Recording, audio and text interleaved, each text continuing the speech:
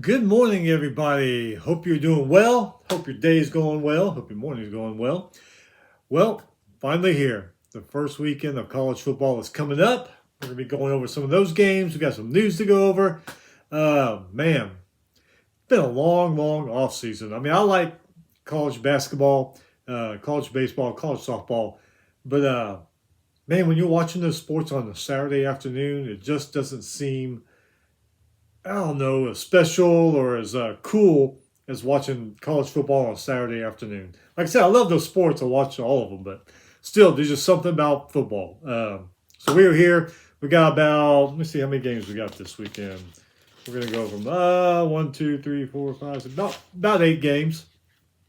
So not a big weekend, but, it's always the first weekend. You don't have that many. But we do have a couple good matchups, some interesting matchups, too, to look out for. So we'll go over those. Before we start, hit that subscribe button wherever the hell it is. I don't know, somewhere down there. That way you don't miss anything.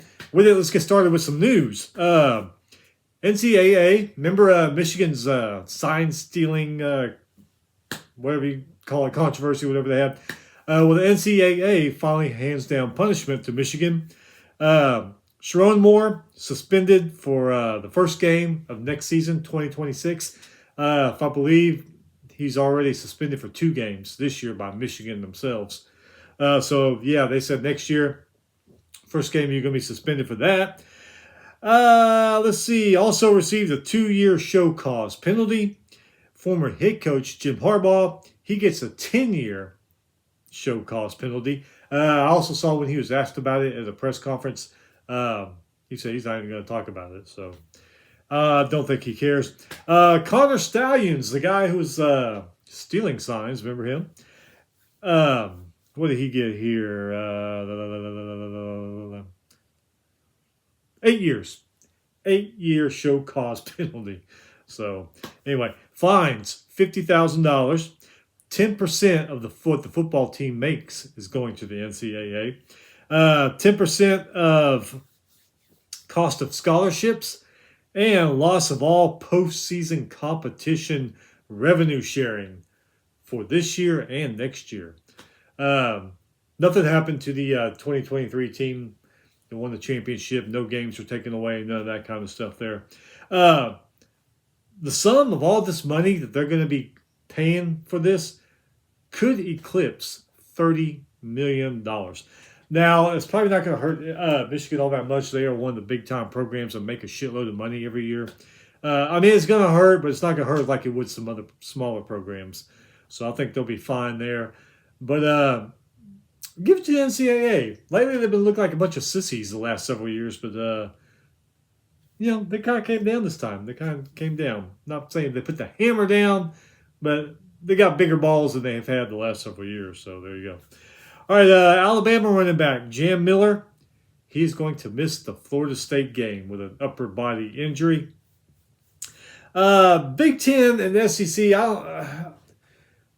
These guys kind of get on my nerves sometimes. Big Ten proposes a 24 or 28 team playoff expansion.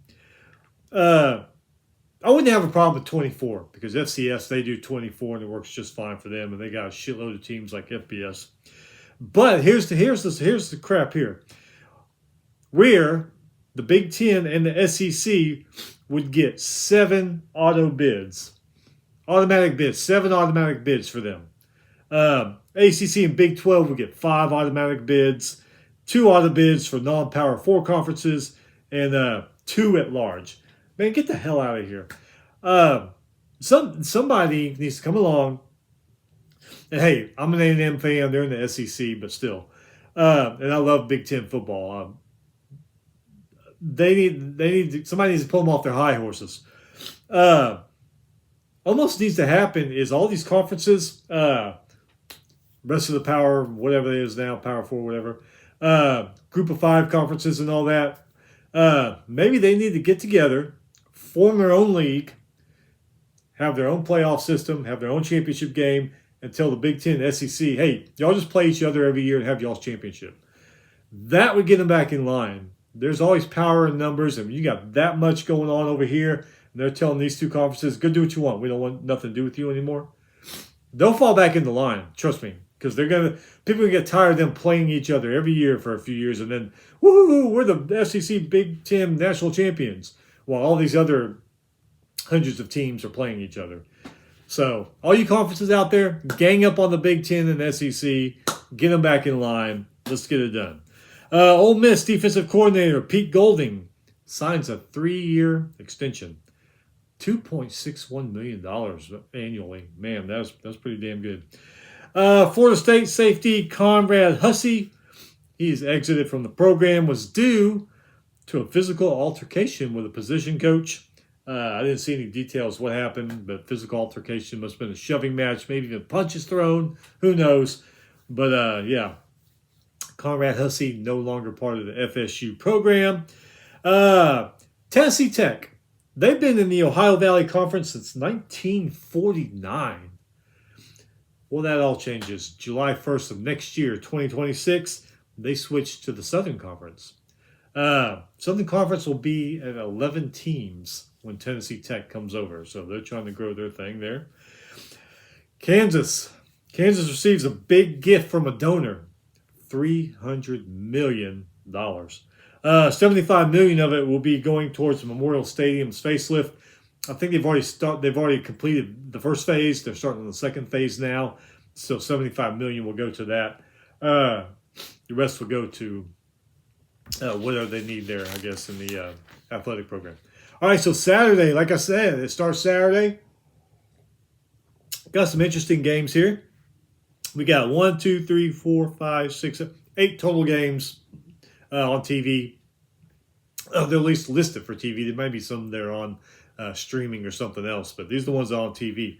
So, first one, 12 p.m., ESPN. This is always a good game. Iowa State versus Kansas State. These two guys just battle it out every year. It's always a pretty entertaining game. In Ireland, which I'm not too thrilled about. I don't know, man. When college football comes around, you want to see it on a college campus. You want to see scenes of, I don't know. I don't know why they play in Ireland, but they do. But anyway, it's going to be a good one, though. Iowa State and Kansas State. That's always a good game. 1 p.m. on ESPN2. Interesting FCS game. Incarnate Word versus Nichols. See how Incarnate Word does without Zach Calzada. He went off to Kentucky, so they don't have him as quarterback anymore. So we'll still see if Incarnate Word is still a damn good team. So that's an interesting game, too. 4:30 on ESPN2. Charleston State versus Portland State. Charleston State is planning on moving to the FBS here in the next year or two.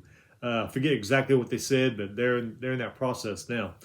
6:30 on Fox. This is probably going to be a pretty good one here.